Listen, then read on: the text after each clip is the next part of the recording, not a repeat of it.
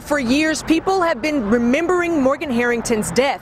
In fact, out here at Copley Bridge, that's where she was last seen 5 years ago. But for the Hannah Graham investigation, people are wondering if there's a connection to those two cases. Today, we found out, yes, that's a possibility.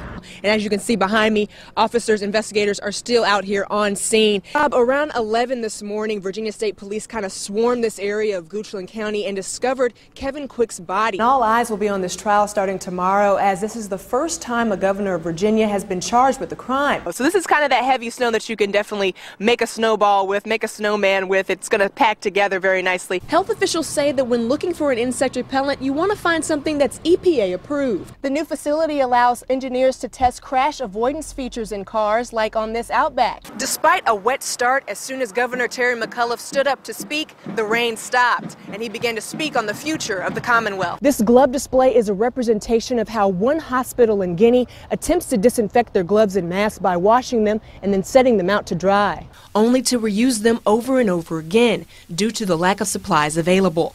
October 17th is the day that the Harringtons will never forget. On this day back in 2009, their daughter went missing, and each year they come back to keep her memory alive. The colors along Copley Bridge in Charlottesville don't paint a pretty picture. Instead, it's a heavy reminder of the girls that have gone missing over the years.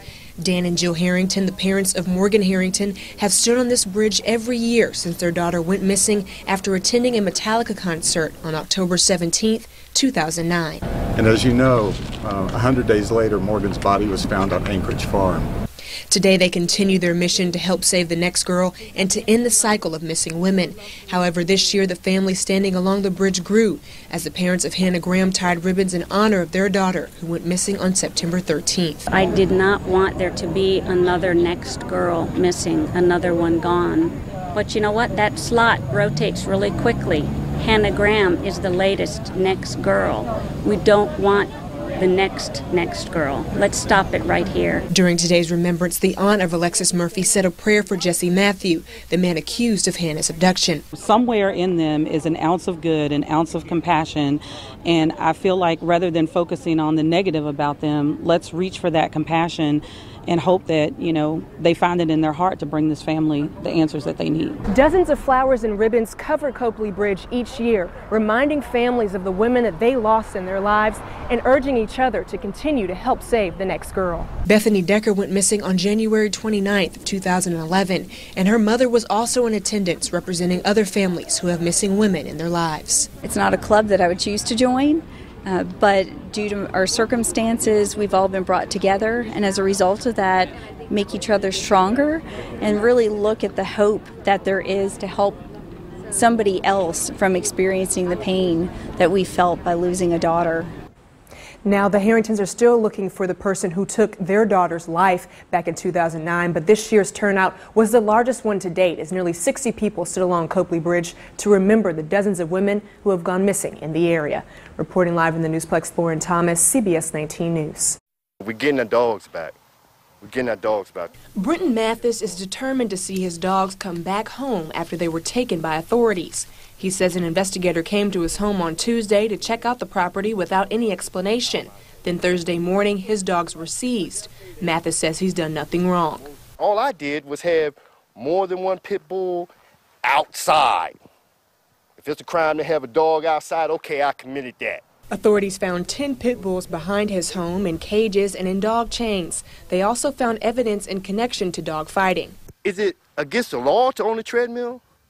Is it against the law to own a hide? But you have these things together, all of a sudden you're a dog fighter. Mathis says he gives his dogs food, lets them exercise, and loves them like family.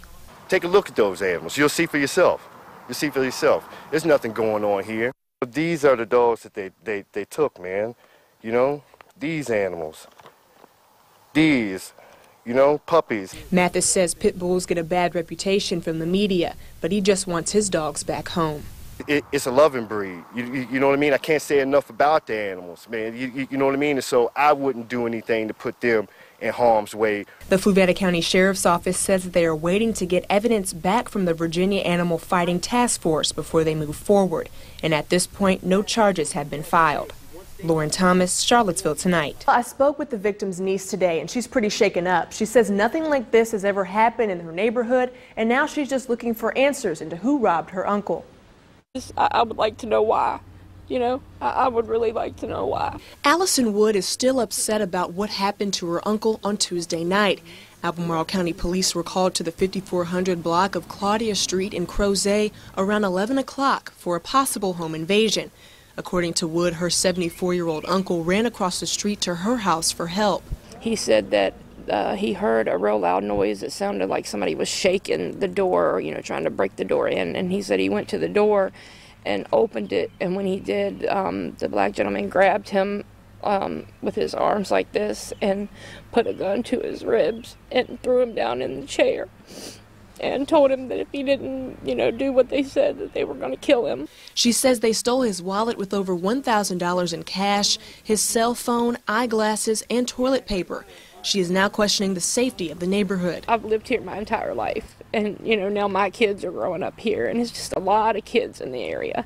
And it's just really, really scary because you don't know, who it could be. You don't know if one of the kids would have answered the door. Albemarle County Police released a description of the possible suspects involved as a heavy-set black man in his late 40s, between 5'9" and 6 foot tall, bald with no facial hair, and a tall white woman in her 30s, between 5'10" and 6'2".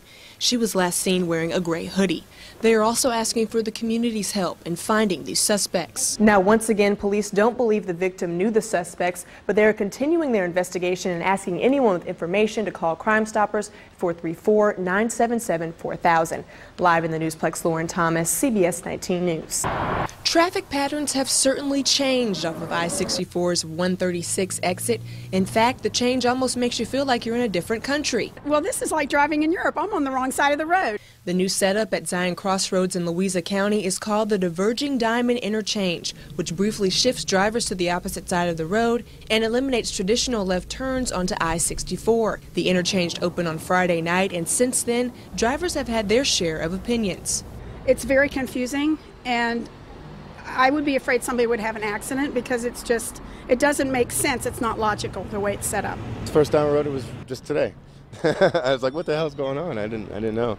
The way they got it set up right now, when you drive it, you got to go really slow, and pay attention because a lot of things are happening. I would have thought a good cloverleaf would have worked fine, but they're trying something different, I guess. The layout is very different and modeled after a French design from the 1970s. After speaking to several people who have driven through the Divergent Diamond, it's safe to say the common theme has been confusion. But the confusion soon goes away once you ride along the new interchange. After taking it slow and making sure to stop at the lights, you can smoothly make your way to the interstate. Loren Thomas, CBS 19 News. A mother of two was asked to take in her aunt's 4 children, and since then, she has stepped up to the challenge, but says now they need help to create more space in their home. 29-year-old Brandy Harris is a mother of 2 living in Palmyra. But last August, her aunt, Crystal Trent, was shot and killed by her boyfriend, who later turned the gun on himself. Harris then took on a great task of taking care of Trent's 4 children, all living in her house. My life got turned upside down. Went from 2 kids to 6 overnight, not being able to do the things I wanted to do. But it's about them now, not me, so I just got to do what's best for them. The children range from 4 to 14 years old, and Harris says there's just not enough space in her 3-bedroom home for all of them. Everybody's just crammed right now. It's no privacy at all, no leeway, and it's like one level, so everybody's just always into each other. Harris wants to build extra rooms onto the house for the kids, but she needs help. So she started a fundraiser on GoFundMe.com, hoping to raise $40,000 for renovations. And since taking on her aunt's children, her finances have also suffered. I've had to stop working. I've cut back from full-time being in school to part-time to now not even going for the summer because it's just too much to take 6 kids somewhere. It's hard. Like, I'm not even gonna lie, it's hard. But friends and family have come to her aid and are also spreading the word about the fundraiser. Going from 2 kids to 6 kids overnight is drastic. And Brandy's not the type to ask for help. She tries to be strong and she wants to do everything on her own. But in a case like this, you need help. Harris loves the children as her own and says that she's grateful to be able to take care of them, but is still saddened by the way they came into her care. They don't see my emotion behind it. I had it from the kids, but it's very, very, very hard at times. It's very emotional, but I have to put the kids first. Now, if you are interested in helping Brandy and the kids out with that fundraiser, you can log onto our web channel at newsplex.com and click on the link in the story. Reporting live in the Newsplex, Loren Thomas, CBS 19 News.